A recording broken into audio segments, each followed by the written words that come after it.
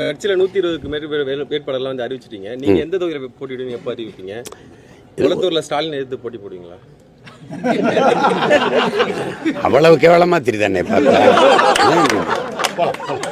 அவர்கிட்ட போய் கிளம்பி சீமா நிற்கிற தொகுதியில் நீங்கள் நின்று எடுத்து போட்டி போடுவீங்களா? நீங்கள் தயாராக இருக்கீங்களா? ஒண்டி கொண்டி நீங்கள் தயாராக இருக்கீங்க? திமுக யாரோடும் கூட்டணி கிடையாது. ஒரு ரூபா வாக்கு காசு கொடுக்க மாட்டேன். அவங்க அப்பா நினைவிடத்திலும் சரி, அண்ணா நினைவிடத்திலும் சரி, இல்லை அவங்க போற்றுகிற ராமசாமி ஐயா நினைவிடத்திலும் சரி, சத்தியம் பண்ணிக்கிறணும்.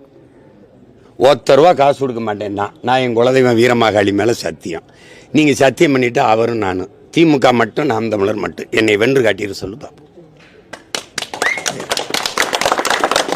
ஏன் புலி வருதுன்னோட எல்லாரும் ஓடியா, நான் கீழே படுத்துக்கிறேன், என் மேலே படுத்துக்க. இதுக்கு மேலே கட்சியே இல்லை, எல்லா கட்சியும் கூட்டணியில் சேர்த்துக்கிட்டாச்சு. சர்வே 42 விழுக்காடு திமுகவுக்கு. ஸ்டாலின் முதலமைச்சராக 42 விழுக்காடு ஆதரவு. அதான் ஆதரவு இருக்கு. எப்போது ஓட்டு காசு கொடுக்குற? அதான் ஆதரிச்சிட்டான்ல, எதுக்கு ஓட்டு காசு? கூட்டத்தில் நிற்கிறவனுக்கு வீரமோ துணிவோ தேவையில்லை. தனியாக நிற்கிறவனுக்கு துணிவு வீரமும் தேவை. நாங்கள் வீரர்கள், அதனால் தனித்து துணிஞ்சு நிற்கிறோம். எங்களை மாதிரி நீங்கள் வரியா, எங்கள் கட்சிக்கு யார் வர்றது, அவன் வருவானா இவன் வருவானா? அந்த துணிவு இருக்கா? முதல்ல அவரை எதிர்த்து நீ வேற அனுப்பி.